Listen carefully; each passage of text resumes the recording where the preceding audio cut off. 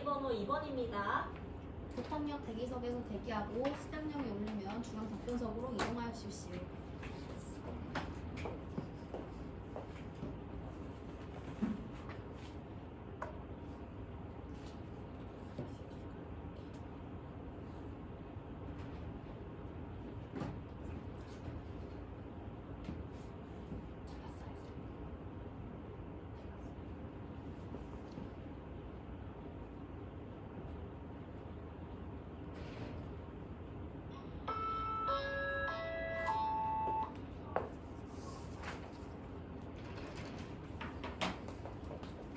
수업 설계 역량 문항에 대해 5분 이내로 답변하세요. 수업 설계의 역량 문항에 대한 답변 드리겠습니다. 우리 경기 미래교육에서는 깊이 있는 수업을 통해 사유하는 학생을 양성하고자 노력하고 있습니다. 사유하는 학생을 양성하기 위해서 무엇보다 기본 인성과 기초 역량을 갖춘 인재를 양성하고자 노력하고 있습니다.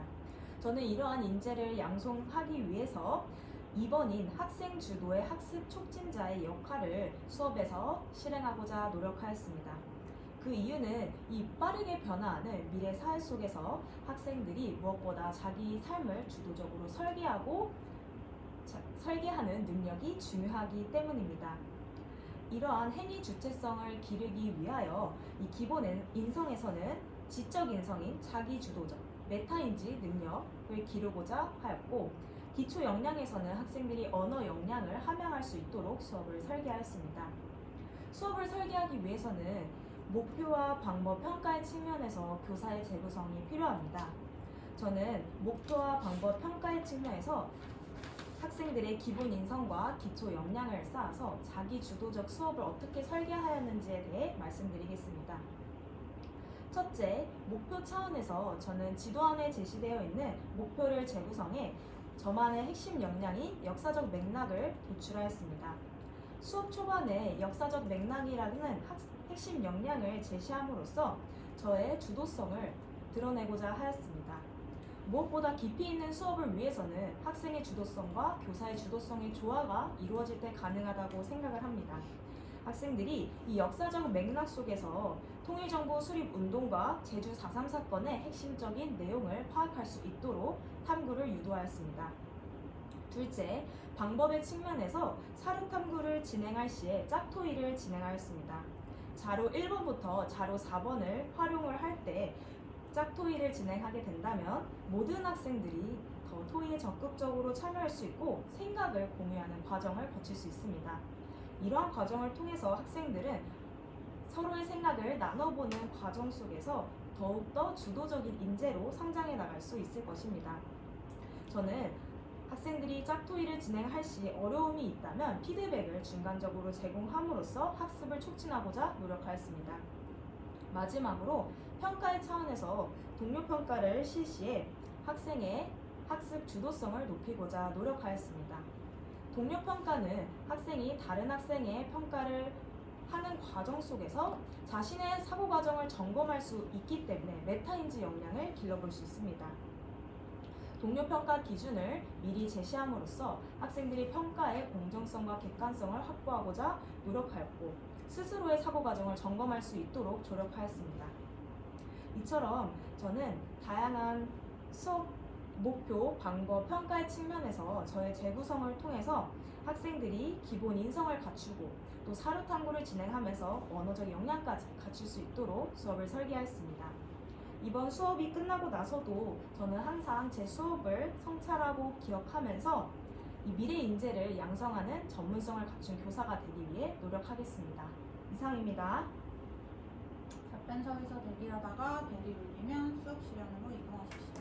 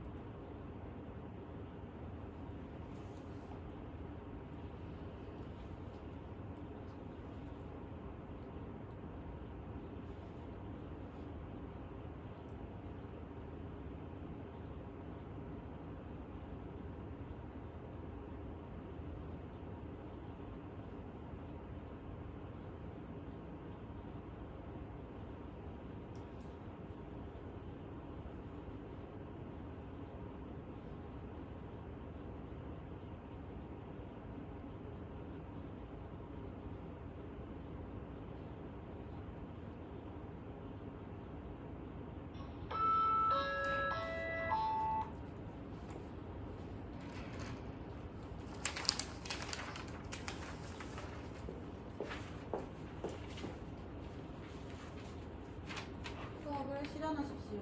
관리번호 2번 수업 시간 시작하겠습니다. 네, 여러분 선생님과 함께 생각을 키우는 역사 수업 오늘도 힘차게 시작해 봅시다. 오늘 수업을 통해서 여러분들이 배워야 할 주제 한번 다 같이 읽어볼까요? 맞습니다. 통일정부 수립의 운동에 대해서 배워볼 겁니다.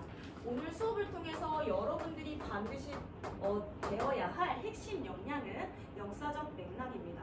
통일정부의 수립 과정을 국내외, 국외 이런 상황, 역사적인 배경 속에서 이해할 때 더 그 당시의 상황을 깊이 있게 이해할 수 있는데요. 여러분들 한번 선생님과 함께 통일정부 수립 운동에 대해서 배워보도록 합시다. 자, 그래서 구체적인 내용부터 살펴보도록 할게요. 우리 지난 시간에 모스크바 삼국 외상회의에 대해서 배웠었죠. 통일정부 수립 운동은 사실 그때부터 시작이 됩니다. 모스크바 삼국 외상회의를 개최함으로써 우리 통일정부를 수립하기 위해서 노력을 했는데 그 정부를 수립하기 위해서 이 회의를 개최하게 되었어요. 그 회의가 무엇이었는지 기억이 나는 친구 있을까요? 우리 도경이 맞아요. 그쵸? 미소공의를 개최하게 되었어요. 그치만 이 미소공의가 결국 합의를 이루지 못하고 결렬되게 되었습니다. 미소공의가 결렬돼서 이 통일정부가 수립이 미적지근한 상황에 이르게 되었습니다. 그러면 그 당시에 한반도 상황은 어땠는지 우리 사료탐구를 통해서 알아보도록 합시다. 자, 선생님이 수업 초반에 이 활동지를 나눠줬었는데요. 한번 다 같이 확인해 볼까요? 자료 1번과 2번을 선생님과 사료탐구를 진행해 보도록 할게요. 자, 여러분 저 짝토이를 한번 진행해 볼 건데 사료를 읽을 시간 3분 드리도록 하겠습니다. 사료를 보면은 두 명의 인물이 나오는데요. 이 통일정부 수립에 대한 입장이 명확하게 갈립니다. 그러면 이 입장이 어떻게 다른지를 한번 여러분들이 짝과 의논을 해서 찾아주세요. 좋습니다. 시작해 볼까요? 네, 자 한번 발표해 줄 친구 있을까요? 틀려도 괜찮으니까 한번 용기 있게 발표해 줄래요?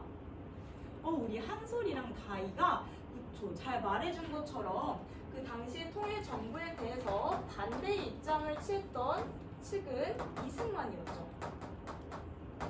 그리고 통일정부를 수립해야 된다라고 주장했던 인물은 김구였어요. 우리 한솔이랑 다이는 어떠한 내용을 통해서 이렇게 입장의 차이를 찾아볼 수 있었나요?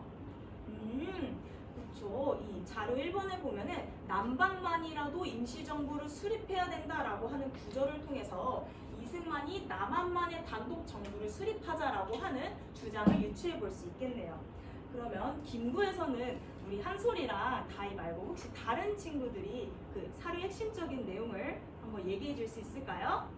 우리 승진이 그쵸, 우리 승진이가 잘 말해준 것처럼 이 단독 정부를 수립하는 데는 절대 협력하지 않겠다.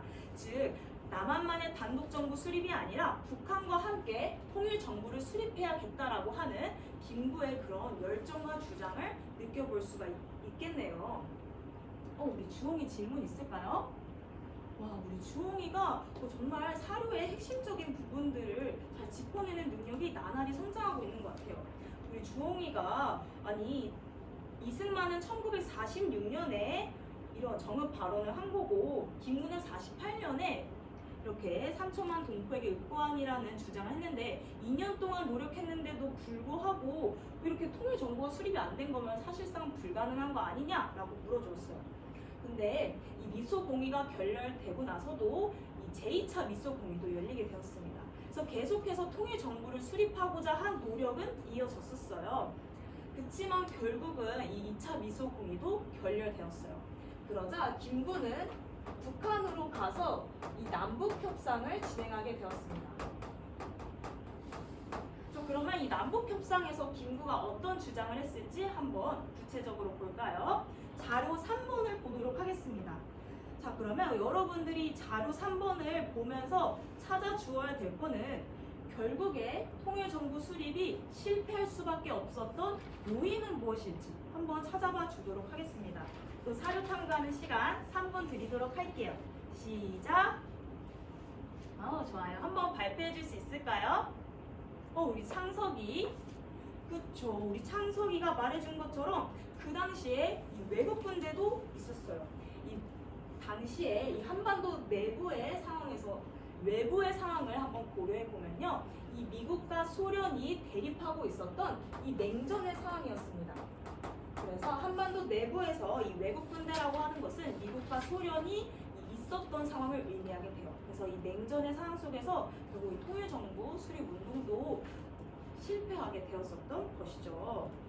자, 그리고 그 이후에 우리가 지금까지 이 위로부터의 정부 차원에서 통일정부의 수립에 활동을 보았다면 민간에서도 이렇게 여러 가지 노력들이 이루어졌는데 그러한 과정 속에서 일어나게 된 것이 바로 제주 4.3 사건이었습니다.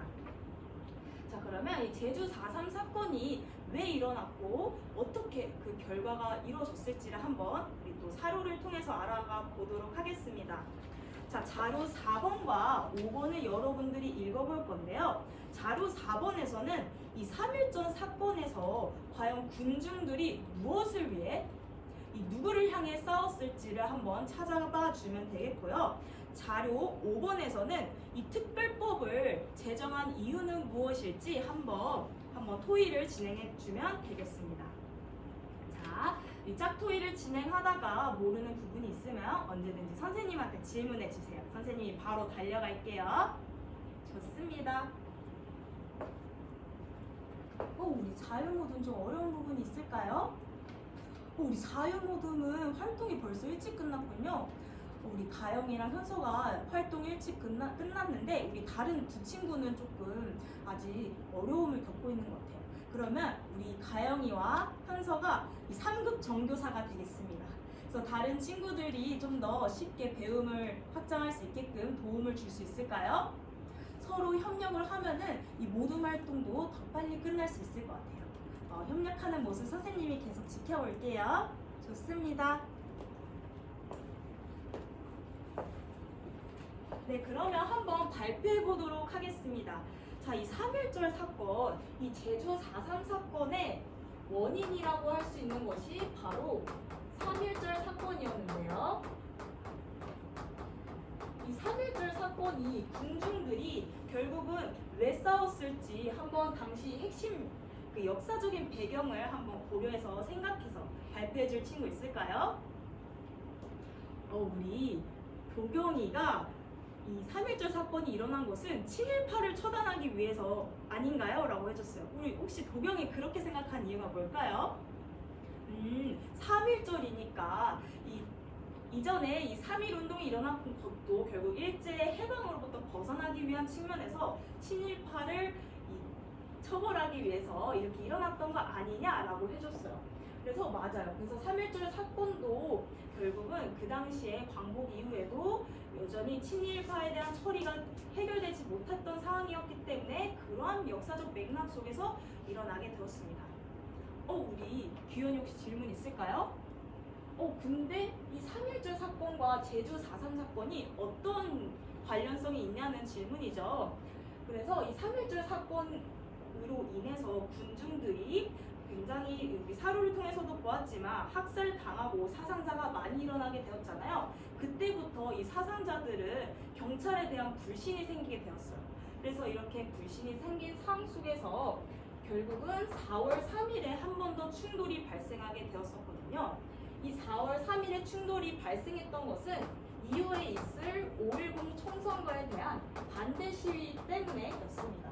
그래서 이 총선거는 결국 남한만의 단독 정부를 수립하자라는 것이었으니까 이것을 하면 안 된다라고 시위가 또 일어났었고 그 시위 진압 과정 속에서 정부와 민간인이 충돌이 일어났던 것이었죠.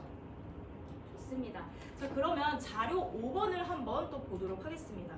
우리 자료 5번에서 선생님이 특별법을 제정한 이유는 무엇일지 찾아봐 달라고 했었잖아요. 자, 한번 이 부분은 무엇일지 한번 발표해 줄 친구 있을까요?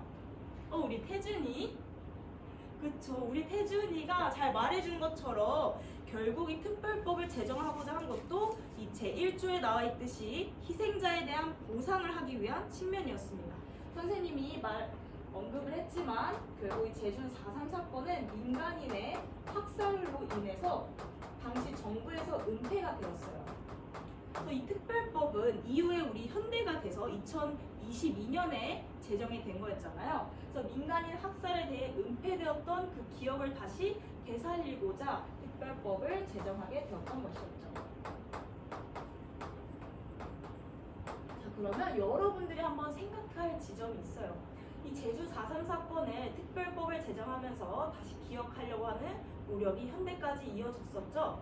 그치만 여러분들이 한번 기억해 보려면 어떤 노력을 하면 좋을까요?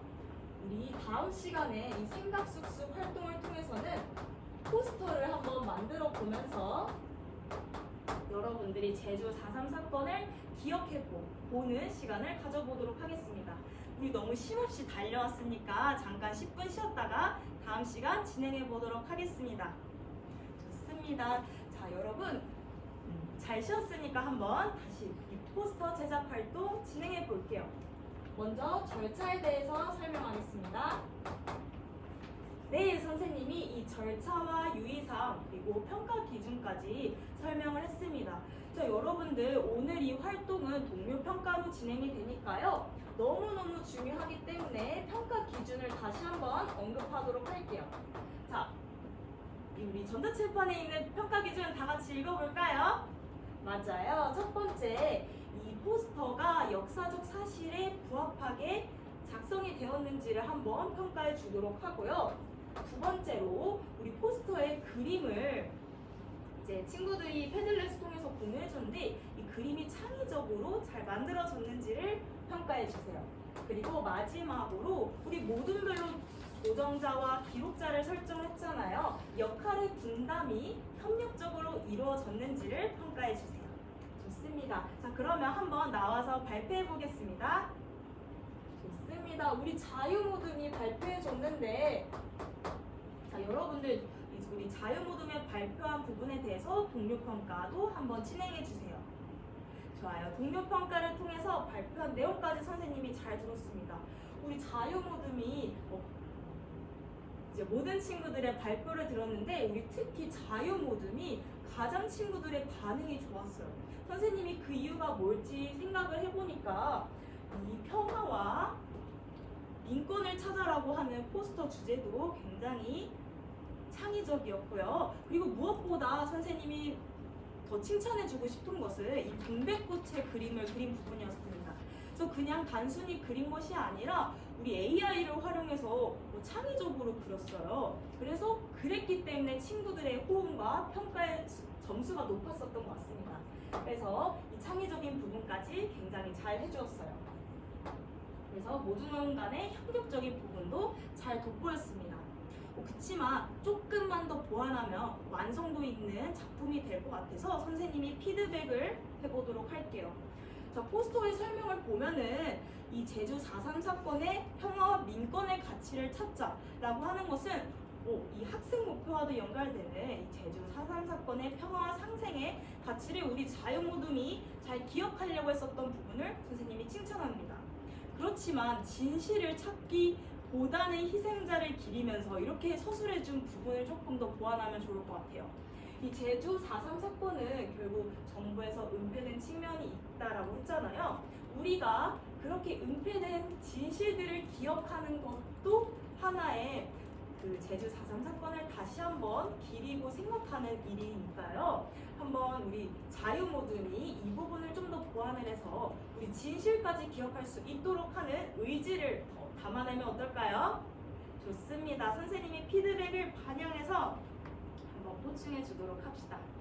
네, 이렇게 이 통일정부 수립의 그런 배경과 전개 과정들을 선생님과 알아보게 되면서 이 한반도 내부의 여러 움직임들이 결국은 여러 가지 오늘날까지 통일정부를 이루기 위해서 노력을 해왔지만 또 우리의 노력만은 할 수 없었던 그런 외국간의 이 연계 속에서도 일어난다는 점을 우리가 배워볼 수 있었습니다.